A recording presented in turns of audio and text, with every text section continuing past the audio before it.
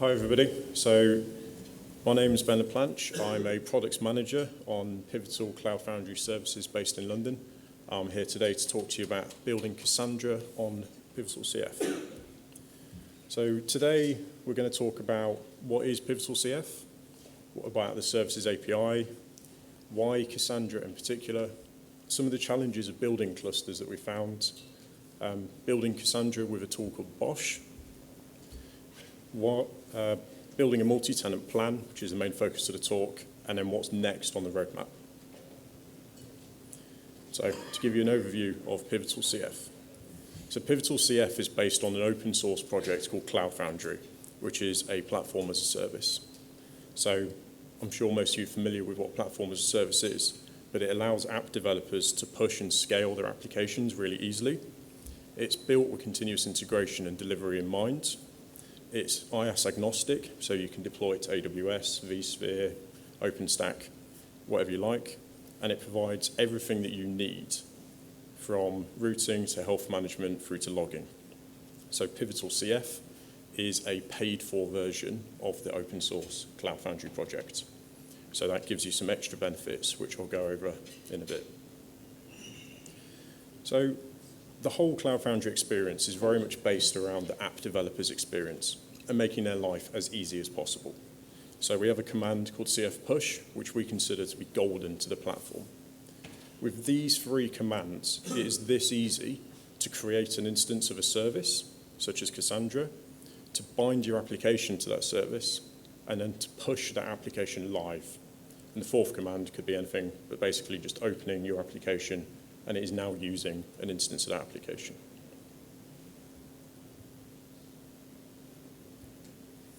So the Pivotal CF platform is built around a tool called Bosch, which is your underlying, it's essentially an open source tool chain for your release engineering, deployment, and lifecycle management, and that works at quite a low level. Bosch is available in the open source Cloud Foundry. On Pivotal CF, we also provide a tool called Ops Manager, which is the screenshot to the left-hand side. And this is essentially a much nicer web UI to Bosch, because Bosch can be a little bit gnarly to work with. On top of that, you have what we call the runtime. So here is where we have the DEAs, the droplet execution agents, which is where all of your applications run. You've got the other components that are required on the platform, such as the cloud controller, which is essentially the brain of the platform. You've got the health manager, you've got single sign-on, and importantly, the router, so that all of the traffic from the internet can actually get in and talk to your applications. So that's great. You've got a platform where you can deploy applications, everything's kept alive. The key part to that is also providing services. So using the same tool, Bosch, on top of the same infrastructure, and again managed and deployed via Ops Manager, you can also deploy various different data services onto the same platform. If you're an app developer, there are a couple of ways of looking and using the platform as well. One of those is the web console, which is a nice web UI to allow you to interact with your application, scale it up and down, or if you prefer command lines, there's a really nice CLI as well. So the main focus of the talk is around services, because at some point, no matter how great your application is, realistically, you're going to need some kind of database or backing service to be able to use that application further. So at the heart of Cloud Foundry, there is something called the Services API. So if we take this really basic view here, you've got the CF runtime. So you've got various application instances, which are represented by those green circles. They're running behind the router, and they're being managed by the cloud controller. That's great. We want to add a service to that. So for the purpose of this talk, that's Cassandra. Now, you can see the green circles over there. They're in completely separate virtual machines, and they can represent instances of that. Now, every service, to utilize that services API, has something called a service broker. And it's the cloud controller and service broker that correspond to this strict version 2 of this API that basically provide the interface to creating instances of your Cassandra application.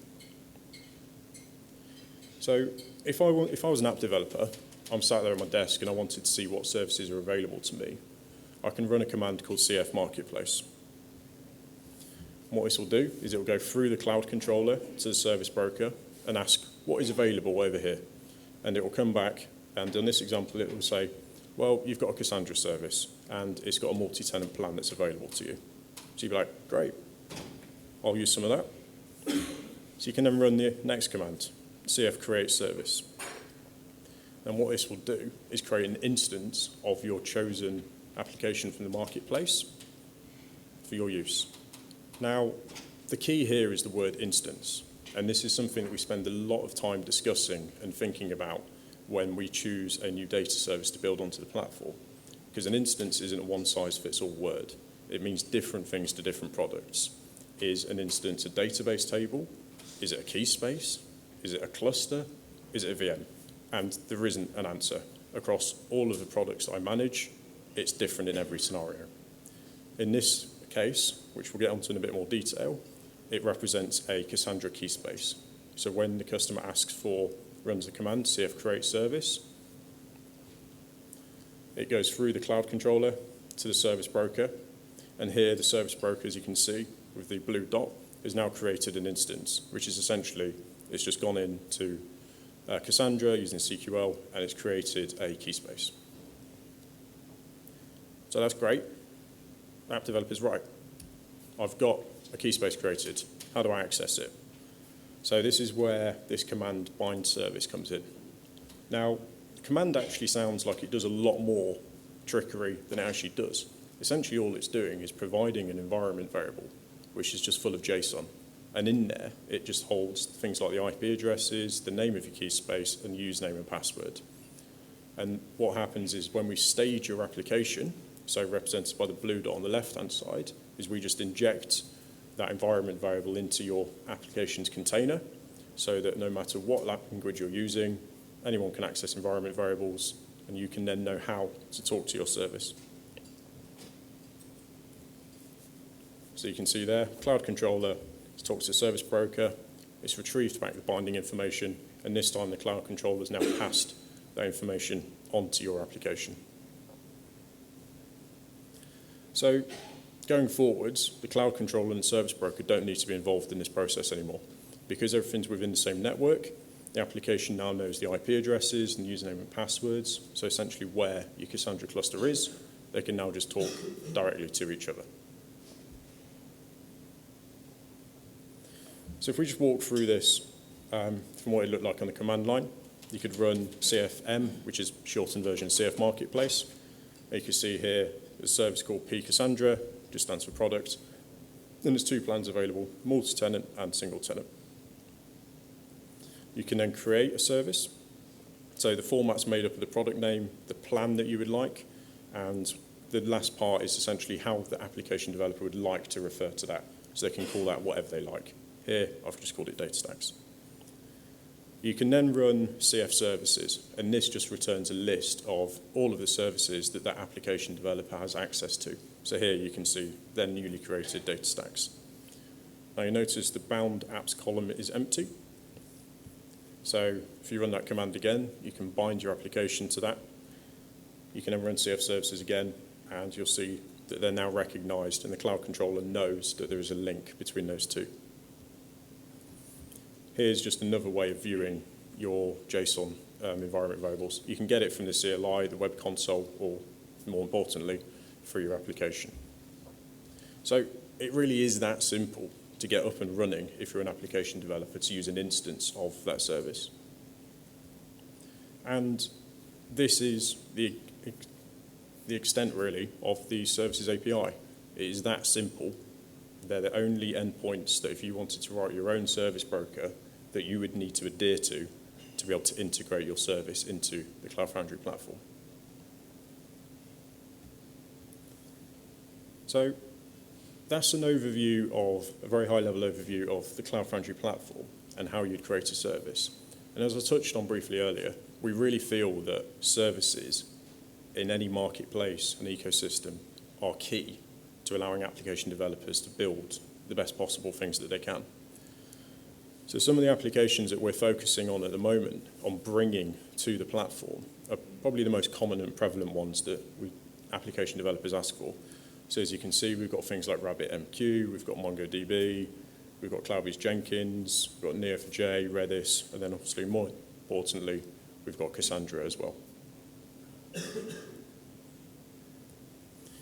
So Cassandra is one of our first partner services. So we partnered with DataStax to really bring their experience as well of the product and the additional benefits that they've added to it onto the Pivotal CF platform as well. So why did we choose Cassandra first? I mean, I'll just go through a few quick quotes, but I'm sure a lot of you know this is the reason you're here today. But as people have found, in terms of scalability, it really is a clear winner for our experiments. Netflix, pretty heavy user, well respected in terms of anything they do in IT, got some pretty cool things out there. They found that it really does scale quite linearly. As we've heard from some of the talks today, certainly listening to Apple earlier, it really is kind of truly cloud scale. And importantly for us as well, the concept of being able to support multiple data centers that are aware of each other is really key. So when you combine up all of those kind of plus points of Cassandra, it really was a sensible decision that we wanted to choose that to build onto our platform. So that's great. You now understand the platform. You've decided you want to use Cassandra, but trying to build clusters by your hand can be a little bit difficult. So if I've got a 4-node cluster, ultimately you're probably going to have to hand roll the configuration at some extent to yourself. So you need to know the IP addresses. You're going to want to know if any of the boxes are seed nodes, because they need to be brought up first. And then we've not even considered the guy in the corner. He's just lonely. Timekeeping is something that we found to be really important when working with Cassandra clusters as well.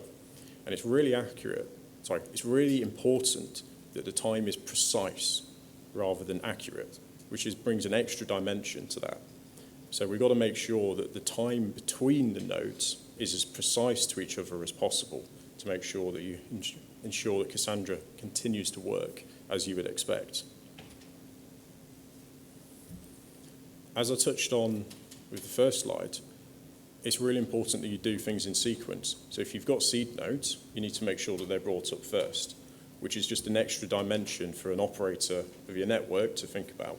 You're going to have to remember, actually, I need to start A, B, and C first, make sure they're up and healthy, before I continue to turn on the rest of the cluster. Otherwise, you're going to encounter problems.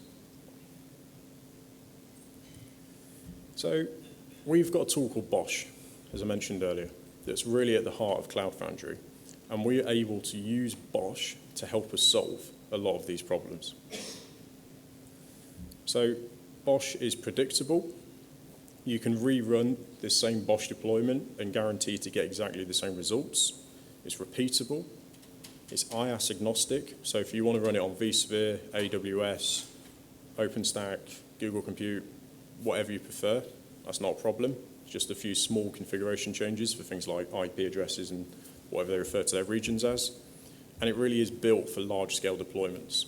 A single Bosch release, as we call it, can handle the configuration and deployment provisioning of a cluster of VMs. So if we go back to this slide, we've decided we want a 4-node cluster. So how can Bosch help us out? So Bosch can determine what all of the IP addresses are going to be for those boxes. We've told Bosch that we want at least 3 of those to be seed nodes. So it's determined that 3 of those are going to be seed nodes. We can see the one in the corner, which is going to operate as a normal node. And it's then going to update the configuration as it's deploying each of those nodes to respect these decisions that have just been made. So now it's just built your Cassandra ring for you. Now, Bosch is great as well, because it's not just a case of you deploy it once and forget about it. If you wanted to scale out your cluster, so if we've now decided actually we're kind of reaching capacity and we want to add a 5th node, that's great. You just go back to Bosch, you can modify your manifest, say you want an extra instance, and you can redeploy. And it will take care of deploying that 5th new VM. It will go back to the other 4, They won't need to be redeployed, but it'll go back and update the configuration on them so that they're now aware that there's a fifth node. And then Cassandra will take care of the rest in terms of leveling itself out. Sequence as well. We can tell Bosch that we want jobs to run in certain orders. So when you do your Bosch deployment, we can make sure that the seed nodes are started first. And it will deploy the seed nodes. It will make sure that they're up, they're healthy, they're responding to pings, the cloud controller's happy, and then it will continue on the rest of the cycle, bringing up the rest of the VMs that you've asked for.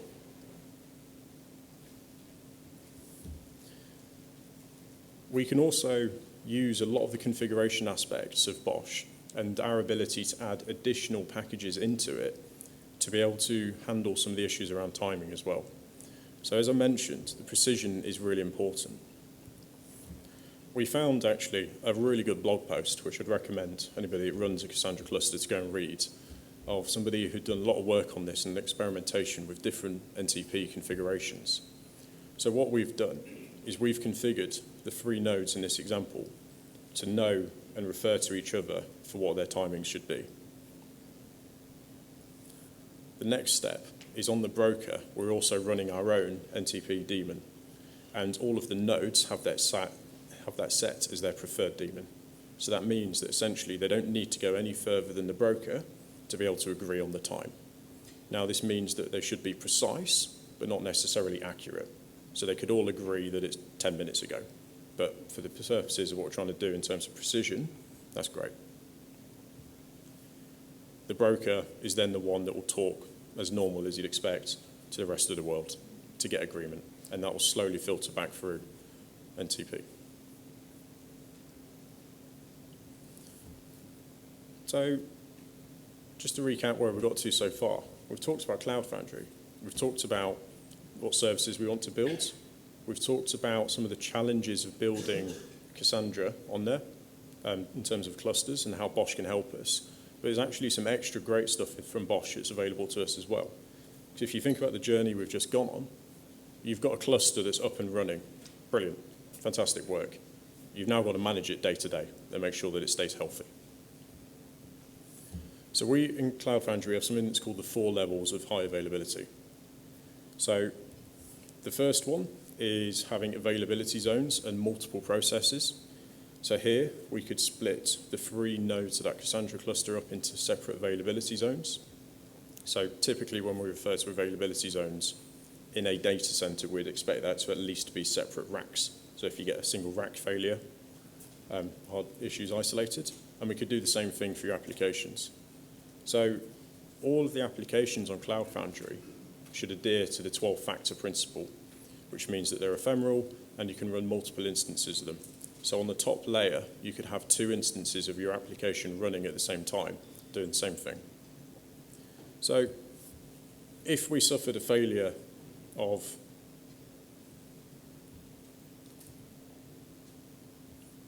my slides have gone wonky. There we go.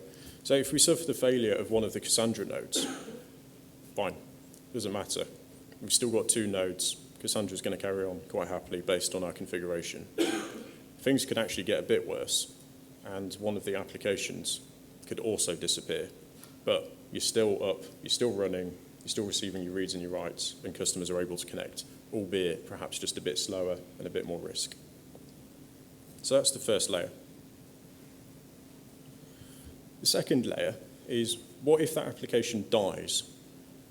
Well, Bosch is aware, and Cloud Control is aware, of all of the applications that are supposed to be up and running.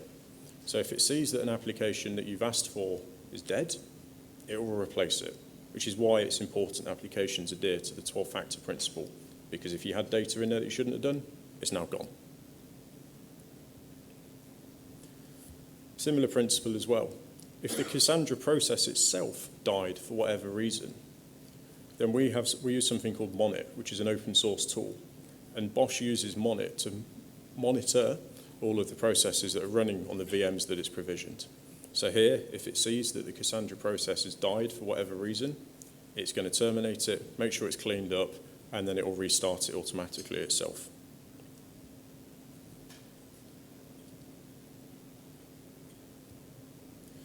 Now, there's a fourth layer that we call the Bosch Resurrector.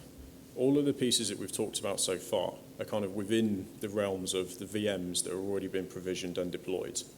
So the worst case scenario is, what if one of the VMs itself just completely stops responding? So perhaps something at the operating system layer, or it could even be a hardware failure.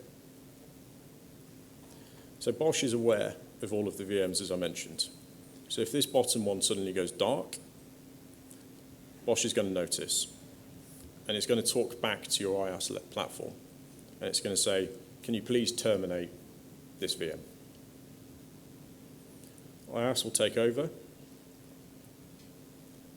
It will get rid of that VM. And then Bosch is going to notice and go, hang on, I asked for 3. I've only got 2. Please create me a new one. So it works on an eventual consistency. It'll go back to the IaaS platform and say, please give me another VM to replace the one that was missing. So with those 4 levels as well, we've now covered a lot of the day-to-day operational aspects of the monitoring to making sure that your Cassandra cluster and applications are up and running and healthy. So we've now got a running Cassandra. That's great. From an operator's perspective, everybody's happy. But how can we use this and expose this to an application developer, who are ultimately the people that we're providing this for? So we've talked about the service, it's Cassandra. We've talked about the plan. We want to provide, at the very beginning, a multi-tenant plan to the customers. And I touched upon instances, which are the most important piece of this. So on a multi-tenant plan, what is an instance? Here, in our multi-tenant plan, we have a 4-node cluster.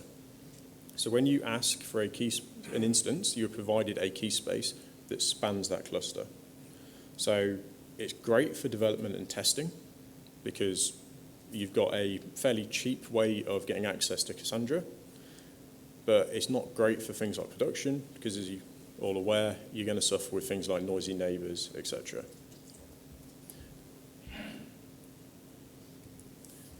As well as the single key space that we provide, we're also using DataStax's Ops Center as well to make sure that the operator has access to a lot of the great metrics and kind of dashboard views of the cluster. But more importantly, from my perspective as well, in making sure that your cluster is healthy and all those key spaces are being repaired. And that's something that we've done a lot of work around, is making sure that those repair schedules are optimal. Now, multi-tenant's great, serves a purpose. So, as I say, it's a fairly cheap way of getting you access to Cassandra, and it's a great stepping stone for the first version of this tile, as we call them, that we're releasing. But there are limitations to multi-tenant. One of those is key space visibility, and this is a limitation of Cassandra. So what we found is that when we hand out key spaces to users, we give them completely random names. They're essentially GUIDs, so they're useless. If you run describe key spaces, you can see all the other key spaces in the system. At first, we're kind of like, that's not great, but actually, Postgres on Heroku does the same thing. So we're kind of like, yeah, all right. What we then discovered was you can look inside that key space, and you can see the names of the tables. So if somebody has something juicily named like bank details, there's a table inside that key space, you could get a little bit excited. Ultimately, you can't do anything with it because you can't go any further than that. You've got no idea who the key space belongs to because it's just a random name. But for some of our customers who are really hot on security and confidentiality, quite rightly, things like that are a little bit of an issue. Noisy neighbors. There's nothing in place to stop a single key space taking over the entirety of the cluster if that app developer decided to. Now, I'd argue a little bit that the company that's running this would hopefully have nice, friendly application developers that wouldn't knowingly trash their colleagues' work and try and take down their applications, but it could happen accidentally. And linked to that as well, quotas. We haven't found an easy way of being able to enforce quotas, which I think on a multi-tenant plan that we're advocating being great for development and testing would be brilliant to be able to say, this can only expand to a size of 100 meg, or you can only use so much RAM, etc. We've not found an easy way of being able to do that. So again, you combine that with the noisy neighbors, and you potentially may get an issue. One thing we do give as a configuration option to the operator, though, is allowing them to set the maximum number of key spaces that they can create via the API within that cluster, which I think defaults to 100.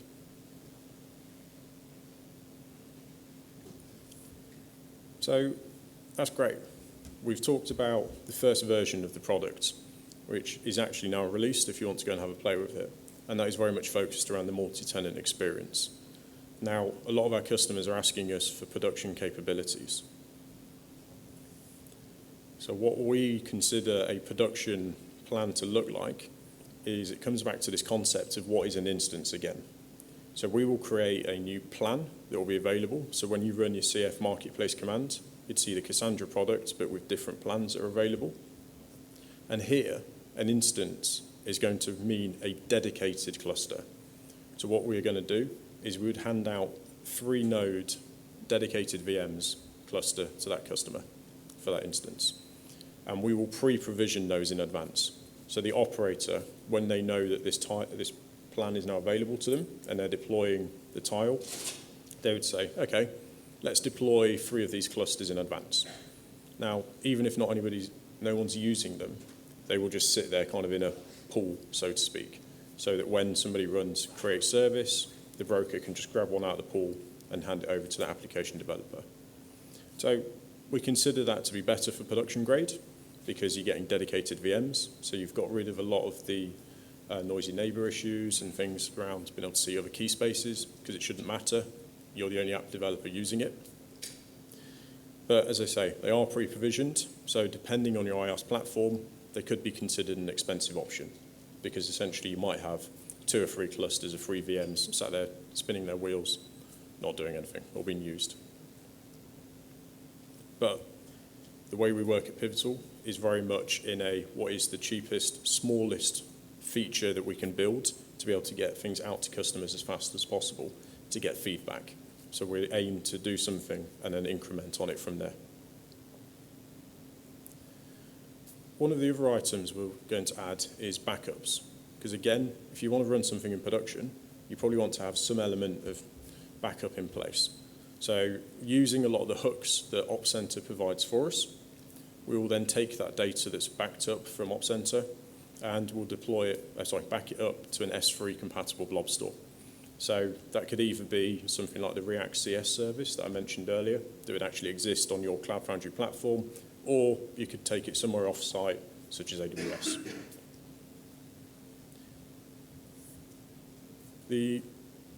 One other feature that we've been discussing recently is to overcome that limitation on the production plan, as I mentioned, of pre-provisioning. So the way it works at the moment is when you deploy the tile for the first time, you would say, give me 3 clusters. If you've all got all 3 are in use and an application developer comes along and asks for 4th, they're going to get an error.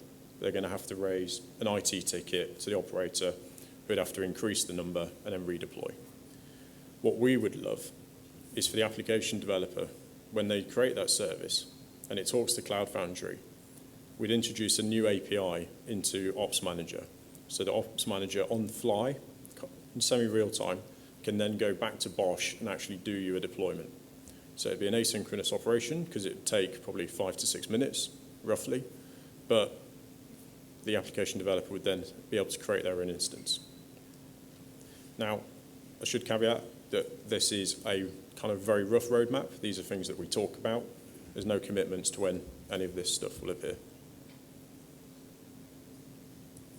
So, to recap, we really feel that services are key to the success of Pivotal CF. And that's why it's great that we're able to work with a lot of these cutting-edge technologies and partner with companies to bring them to our platform.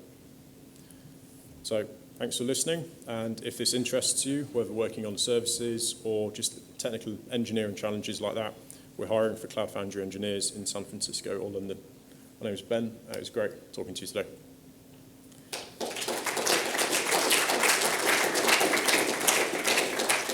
I think we've got 4 minutes for questions, if anybody has any.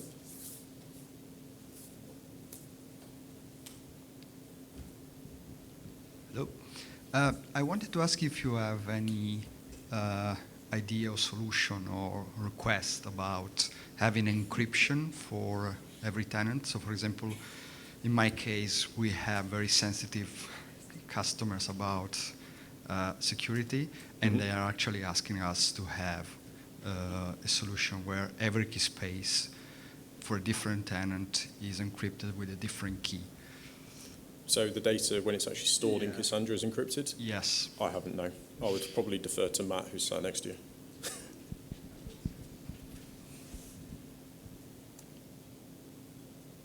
Anybody else? Cool. All right. Well, thank you.